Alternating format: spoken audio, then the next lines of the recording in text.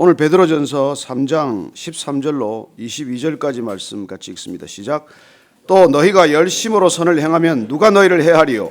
그러나 의를 위하여 고난을 받으면 복이 있는 자니 그들이 두려워하는 것을 두려워하지 말며 근심하지 말고 너희 마음에 그리스도를 주로 삼아 거룩하게 하고 너희 속에 있는 소망에 관한 이유를 묻는 자에게는 대답할 것을 항상 준비하되 온유와 두려움으로 하고 선한 양심을 가지라. 이는 그리스도 안에 있는 너희의 선행을 욕하는 자들로 그 비방하는 일에 부끄러움을 당하게 하려 함이라.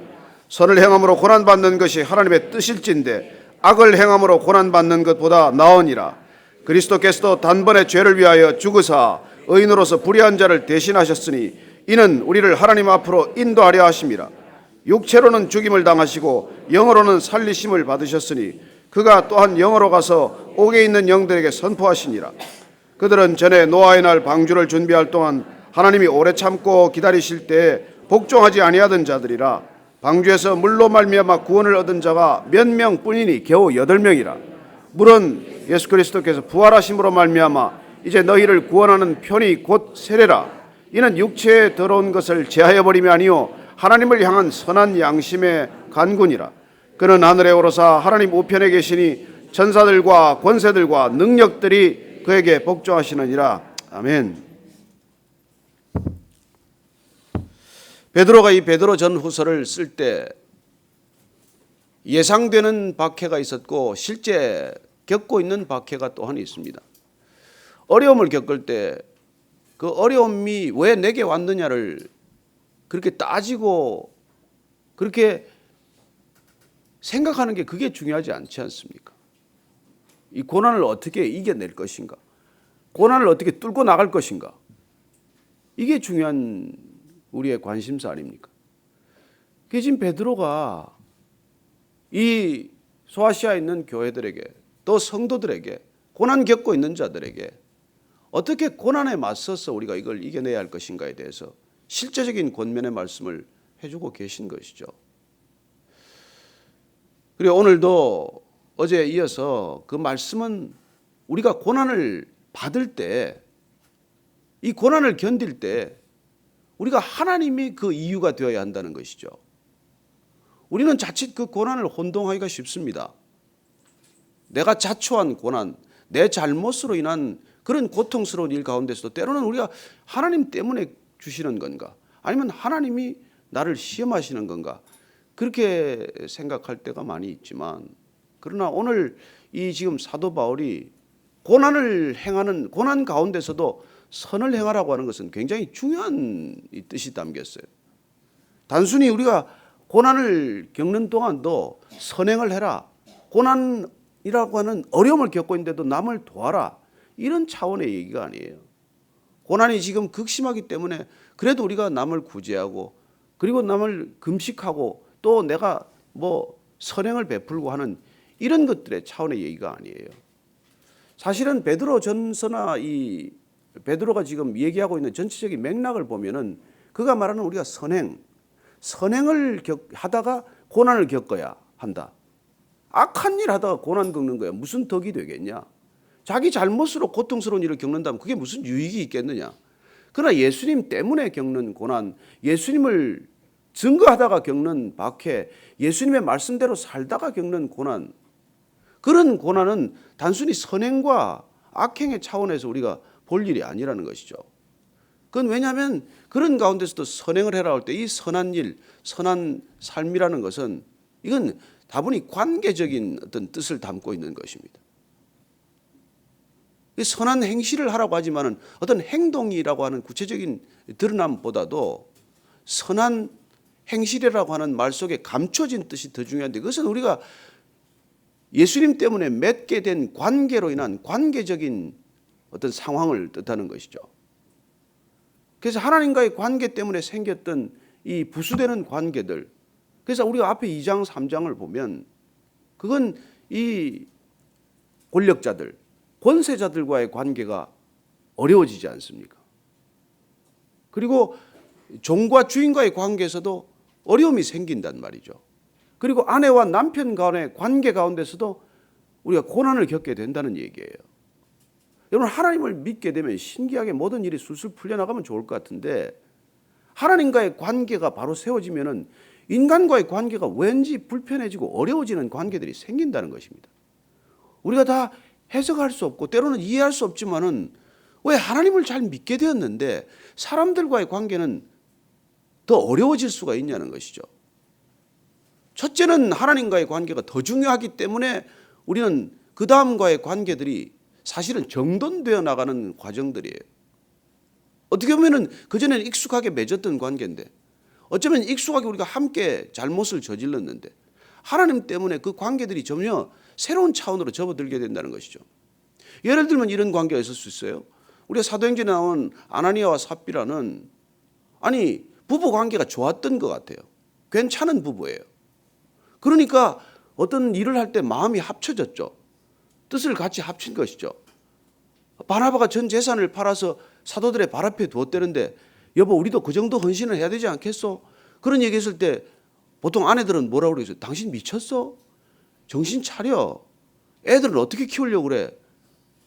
그게 정상적인 반응일 것 같은데 어떻게 보면 그 부부가 함께 그런 결정을 이뤄냈어요. 그러나 문제는 그 관계가 부부관계가 한 마음이 됐는 것 같은데도 불구하고 하나님의 뜻을 거슬렀기 때문에 그 부부는 부부관계가 괜찮은데도 불구하고 둘 다 죽음을 맞이해요. 사도행전에서 가장 억울한 죽음 아니에요. 그래서 저는 여러분들이 하나님과의 관계가 바르게 되면 때로는 부부관계가 어려울 수도 있고 때로는 친구관계가 어려울 수도 있고 때로는 직장의 상사와 이게 부하들과의 관계가 어려워질 수 있다는 것을 우리가 감안하고 또 예측하고 대비해야 한다는 것입니다. 그런 관계를 어떻게 주님의 말씀 안에서 풀어갈 것인가 하는 그런 지난한 과제를 우리가 안게 되었다는 뜻이에요. 그래서 오늘 이 말씀을 우리가 보면은 13절 말씀을 한번 보십시오. 또 너희가 열심으로 선을 행하면 누가 너희를 헤아리요? 사실은 이게 맞지 않는 말이에요. 열심으로 선을 행하는데도 우리가 오해를 받고 핍박을 받고 그렇게 되는 거예요. 그렇다면 오늘 지금 베드로가 왜 열심으로 선을 행하면 누가 너를 해야겠냐? 그렇게 말하는 뜻은 어떤 맥락에서 이런 얘기를 하느냐는 것이죠. 저는 어제 이 말씀을 잠깐 묵상하다가 우리가 정말 말씀대로 살려고 죽을 힘을 다하고 애를 쓰는데도 불구하고 우리를 음해하고 모해하고 심지어 우리를 힘들게 하는 사람들이 있지 않습니까? 그런 일들을 겪지 않습니까? 그래서 그렇게 사람들이 우리가 그런 어려움을 끼친다고 하더라도 궁극적으로는 그게 손해보는 일이 아니라는 거예요. 그래서 오늘 말씀의 주제를 저는 고난은 선물이다로 잡았어요. 고난은 선물이다. 그게 해로운 일이 아니라는 거예요. 저는 여러분들이 선한 일을 하다가 선한 관계로 들어갔기 때문에 사람들에게 오해받고 핍박받고 어려움을 겪는 게 결코 손해가 아니라는 생각을 여러분들이 정리가 돼요. 이래야 우리가 신앙을 끝까지 갈 수가 있는 일이에요. 이거 하는 게 손해다 하는 이득이다 하는 것을 세상 사람들의 관점에서 보면 신앙은 득볼 일이 그렇게 많지 않아요. 우리가 열심으로 선을 행하면 그 모든 일들이 선을 행하는 것 자체가 여러분들 그게 얼마나 큰 유익이에요. 어제 말씀 가운데 우리가 누군가를 계속해서 축복하는 삶, 괜히 지나가는 사람한테 우리가 축복하고 지나가고 괜히 마음속으로 엘리베이터 탄 사람한테 축복 기도를 해주고 그리고 끊임없이 우리가 스쳐 지나가는 사람들 아무 관계도 없는 사람들을 마음으로 하루 종일 축복하고 지나가 보세요. 얼마나 큰 기쁨을 우리 안에서 누리게 되는지 몰라요. 여러분 감사하다 기도를 하루에 1000번 하는 것 못지않게 남을 축복하는 일들은 그런 감사 기도에 저는 필적할 만한 그런 놀라운 능력이 있다고 믿습니다. 여러분들이 한번 그걸 실천해 보세요. 제가 우리 아픈 분한테 그랬어요. 하루 종일 그냥 감사 기도를 드리세요. 한 1000번만 드려보세요. 저는 병이 다 나을 줄로 믿습니다. 그렇게 했지만은 감사 기도를 그분이 며칠 하고 다닐 때 연락이 왔어요. 1000번은 못 하겠습니다. 많이 했더니 한 300번 정도 했다고 그러는데 하여튼 해보세요. 정말 여러분들이 한번 우리가 하루 종일 남을 축복하고 지나보세요. 그게 여러분 선을 행하는 거예요. 내가 구제하고 남을 돕고 하는 것도 중요한 선한 일이지만 남을 끊임없이 축복하고 있는 그런 선을 행하면은 여러분 어떤 상황에서도 해를 입을 수가 없다는 거예요. 저는 하나님께서 우리에게 놀랍게도 그런 축복권을 주셨기 때문에 우리는 축복의 그릇이 되었고 축복의 통로가 되었고 놀랍게도 우리가 축복의 사도가 되었기 때문에 정말 억울하고 분하고 원통하고 화가 나는 일이 있더라도 끊임없이 그분을 축복하는 것, 그게 우리가 선을 행하는 일이에요. 왜냐하면 그런 관계로 들어갔다는 뜻이란 말이에요. 그래서 성경적 용어 가운데 많은 것들이 관계적 의미를 이렇게 내포하고 있다는 걸 우리가 한번 기억할 필요가 있는 것이죠. 그래서 14절 말씀 한번 14절 15절 읽습니다. 시작.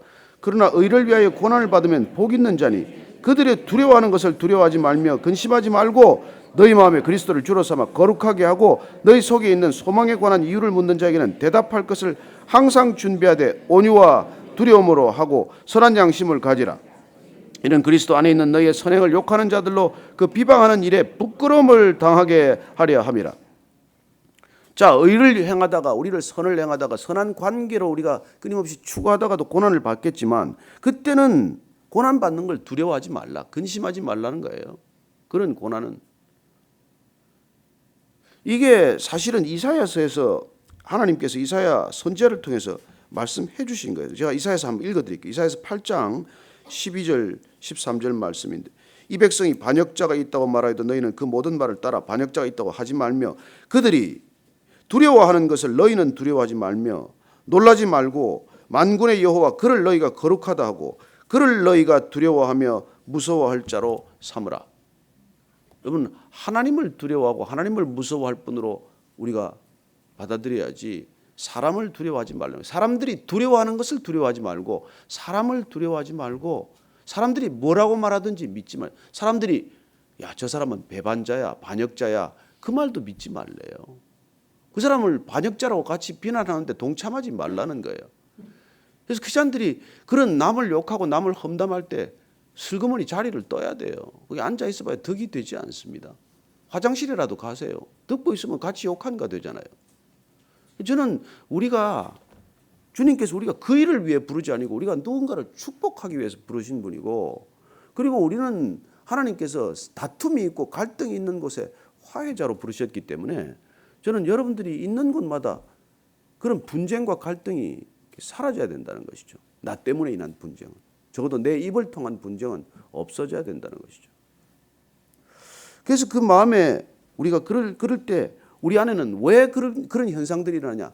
우리는 사람이 두렵지 않고 하나님이 두렵고 사람이 소망이 아니고 하나님이 소망이기 때문에 그렇다는 것이죠.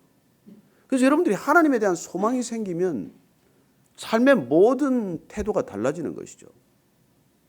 여러분들이 있고 없고 아프고 안 아프고 건강하고 덜 건강하고 이게 아니에요. 하나님이 내 안에 계신 그 자체가 소망이기 때문에 그 소망에 여러분들이 붙들리면 여러분 반응이 다 다르잖아요.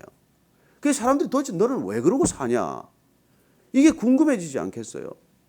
저 사람은 애가 삼수를 해도 웃고 다니고 남편이 진급에 떨어져도 웃고 다니고 돈을 떼었는데도 웃고 다니고 아니 고난이 파도처럼 오는데도 왜 웃고 다니냐는 것.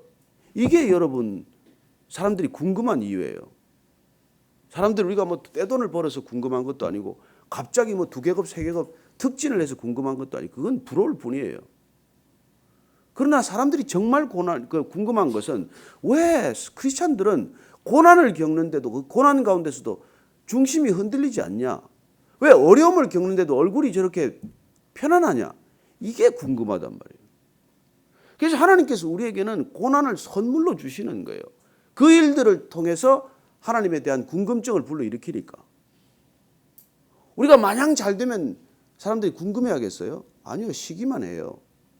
그러나 우리가 어려움을 겪는데도 변함이 없고 흔들림이 없고 그리고 그 표정에 정말 샬롬이 흘러 넘치면 사람들이 궁금하단 말이에요. 그래서 하나님이 고난을 겸하여 주시는 것을 이상하게 생각하지 마십시오. 그런 일들을 겪어야 하나님이 드러나기 때문입니다.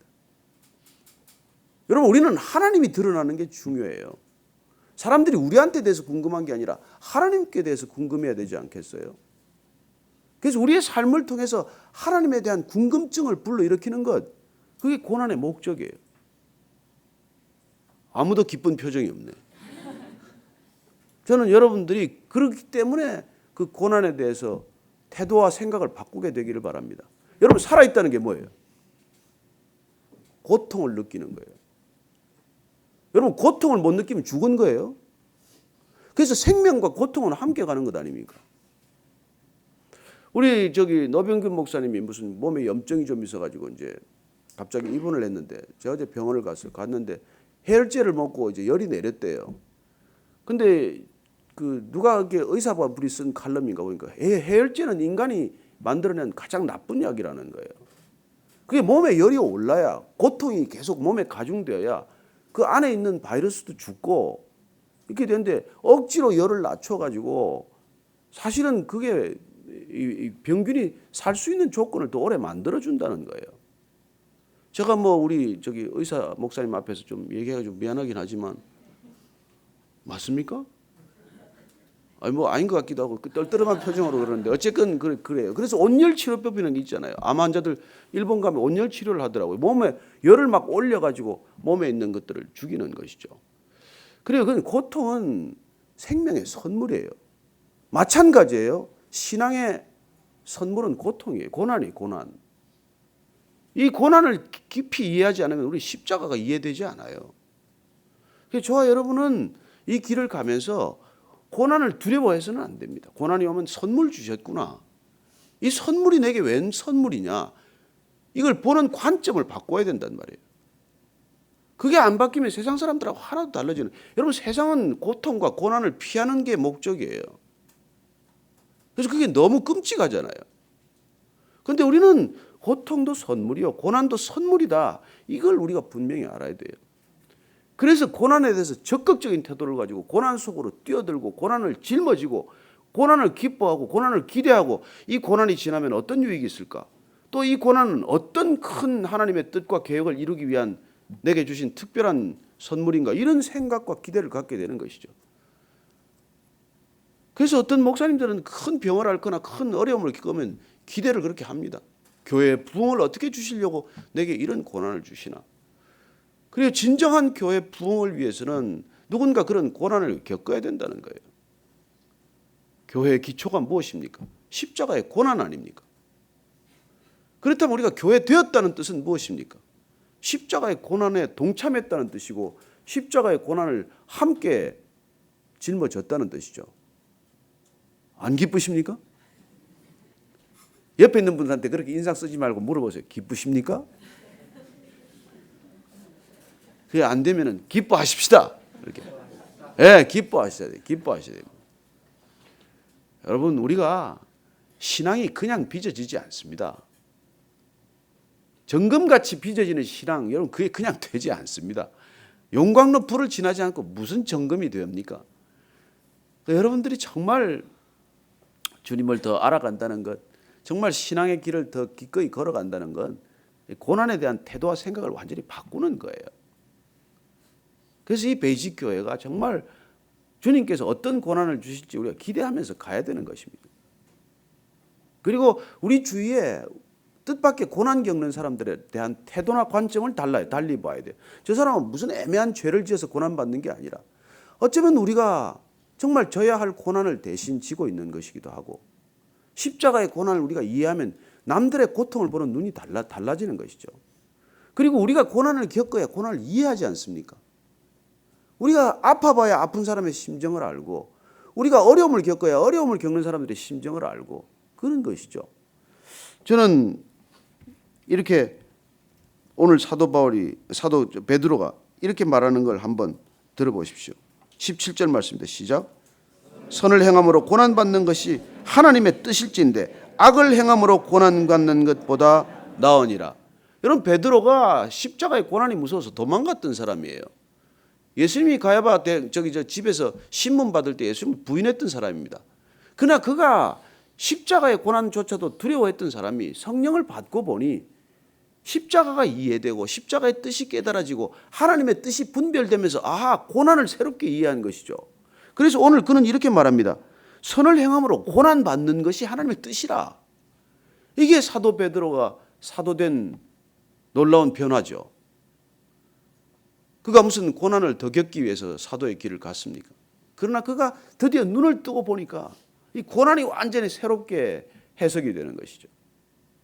그래서 오늘 그는 이렇게 감히 말할 수 있는 것입니다. 선을 행함으로 고난받는 것이 하나님의 뜻일지인데 악을 행함으로 고난받는 것보다 낫지 않겠냐. 여러분, 악행 가운데서도 고난받습니다.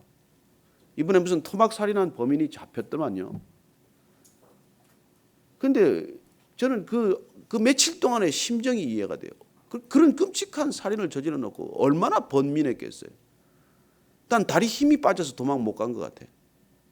언론들은 왜 도망하지 않았냐를 퀘스천을 하는데 저는 그래요. 그런 일을 저질러 놓고 도망 다니면 이상한 것이죠. 그래요. 악한 일을 겪고도, 악한 일을 행하고도 그렇게 큰 고난과 고통을 겪는다면 이 세상 자체가 다 고통일지인데 우리는 어떤 일을 하다가 고통을 겪고 고난을 겪는 게 유익이냐는 것이죠. 저는 여러분들이 어머니가 어린아이를 위해서 산고를 겪듯이 우리의 정금 같은 믿음을 위해서 고난을 두려워하지 않게 되기를 바랍니다. 여러분, 고난을 두려워하지 않으면 기대하게 되고, 기대하게 되면 무섭지 않습니다. 고난을 무서워하는 것이야말로 세상 사람들의 태도요, 고난을 기대하는 거야말로 크리스찬의 태도 아니겠습니까? 아멘? 억지로 제가 이렇게 물어봤는데, 자 18절 19절이 이게 말이죠, 성경에서 가장 이게 어려운 말씀 중에 난해한 구절 중에 하나예요. 같이 한번 읽어볼까요? 시작. 그리스도께서도 단번에 죄를 위하여 죽으사 의인으로 불의한 자를 대신하셨으니 이는 우리를 하나님 앞으로 인도하려 하심이라. 육체로는 죽임을 당하시고 영으로는 살리심을 받으셨으니 그가 또한 영으로 가서 옥에 있는 영들에게 선포하시니라. 이 19절 18절을 근거로 해서 이 연옥설이 나오고 로만 캐톨릭에서 죽은 자를 위한 기도를 하고 그렇게 이게 하게 됐어요. 그리고 여기 마카비 후서라고 하는 이 외경의 경에 나오는 얘기들을 가지고 이걸 묶어서 이 연옥설과 이게 나온 거예요. 그게 보편 구원설이라고 해서 죽은 사람들도 구원 가능성을 열어놓은 거예요. 그래서 성경적인 전체 맥락과는 다른 해석을 하기에 이른 것입니다. 그러나 우리는 예수님께서도 말씀하셨듯이 이 구절은 여러분 이 악한 영들에 가서 옥에 있는 영들을 구원한다는 뜻이 아니에요.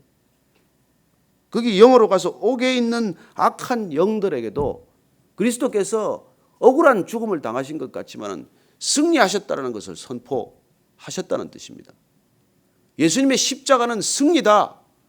사탄이 승리한 것 같고 예수님이 패배한 것 같았지만 아니요, 예수님이 승리하신 것이다. 그걸 선포하셨다는 것이죠. 그래서 여러분 무슨 이 음부와 그리고 낙원 간에 교통이 있는 것처럼 해석하는 것은 그건 성경적인 해석이 아닌 것이죠.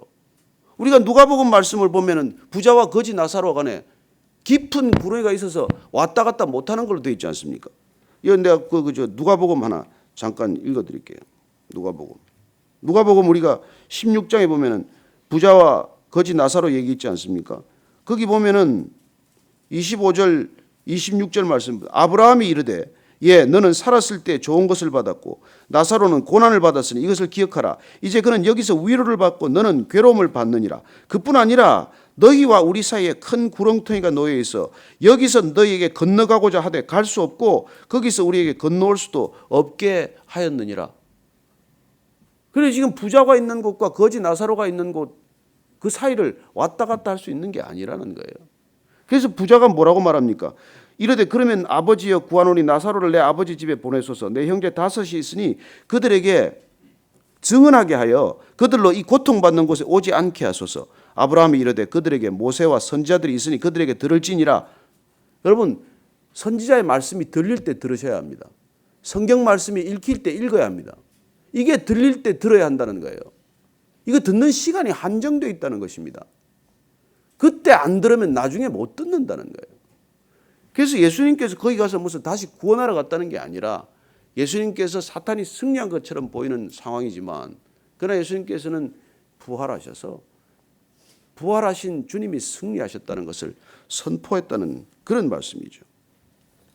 그래서 오늘 이 구절 가지고 굉장한 오해가 많은데 20절 보면은 그들은 전에 노아의 날 방주를 준비할 동안 하나님이 오래 참고 기다리실 때 복종하니 알지 않던 자들이라. 방주에서 물로 말미암아 구원을 얻은 자가 몇 명뿐이니 겨우 8명이라. 21절 읽고 마칩니다. 시작. 물은 예수 그리스도께서 부활하심으로 말미암아 이제 너희를 구원하는 편이 곧 세례라. 이는 육체의 더러운 것을 제하여 버림이 아니요 하나님을 향한 선한 양심의 간구니라. 그는 하늘에 오르사 하나님 우편에 계시니 천사들과 권세들과 능력들이 그에게 복종하시느니라. 자, 이게 지금 노아의 방주 얘기는 왜 꺼냅니까? 예수님께서 어떻게 승리하셨습니까? 그리고 그 승리를 우리는 어떻게 우리의 승리로 받아들입니까? 세례받는 거란 말이에요. 그래서 세례와 구원의 관계는 노아의 홍수와 방주와의 관계다. 이게 지금 베드로가 말하고 싶은 메시지 아닙니까? 그리고 그 노아의 홍수 속에 방주에 들어갔던 노아의 가족 8명만 구원을 받았듯이 세례를 받아서 예수님과 함께 연합한 자만이 구원을 받는다는 얘기 아닙니까? 구원 받으셨습니까? 여러분, 세례 안 받고 안 됩니다. 세례 다 받으셨을 줄로 믿습니다. 세례 안 받으셨다면 세례 받으셔야 합니다. 그리고 우리가 이 노아의 사건, 홍수 사건과 방주와의 관계, 그리고 홍수와 구원의 관계듯 그렇게 우리는 세례를 받음으로 예수님과 합하여 연합하여 구원에 이르는 그런 놀라운 우리가 비밀을 갖게 된 것이죠.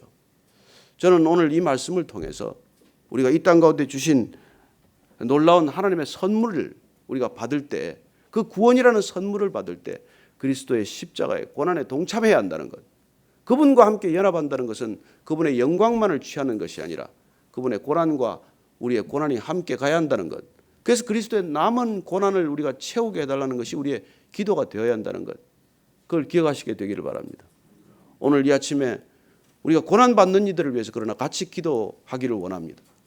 고난받는 이웃들이 있고 이 고난의 의미가 해석되지 않아서 고통스러워하는 이웃들이 있고, 그리고 어려움을 겪는 많은 우리의 형제 자매들이 있습니다.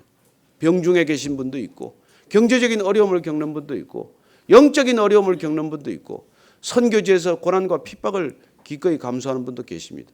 여러분들 누구가 기억나십니까? 오늘 기억나시는 분들 세 사람을 놓고 집중적으로 오늘 먼저 한번 기도하기를 원합니다. 같이 한번 기도하십시다. 하나님 아버지, 정말 그 땅 가운데 고통 겪는 분들이 있습니다. 여기서도 고통 겪는 분들이 계시지만 주님께서 보내신 그 먼 곳 그 선교지에서도 고통받고 고난받고 박해받는 분들이 있습니다. 하나님 불쌍히 여겨주옵소서. 북녘 땅에서도 주님 예배드리고 싶어서 몸부림치는 불쌍한 영혼들이 있습니다. 주님 불쌍히 여겨주시옵소서. 하나님 우리 가운데 행하신 크고 놀라운 일들이 있지만 열방 가운데 행하시는 크고 놀라운 일들을 기대합니다. 주님 불쌍히 여겨주시옵소서. 주님 안타까이 여겨주시옵소서. 거룩한 믿음의 영들로 주님 충만케 하셔서 하나님 저들에게도 위로의 영으로 함께 하셔서 하나님 고난이 유익이다, 고난이 선물이다는 말이 믿음 가운데서 증거되게 하여 주옵소서.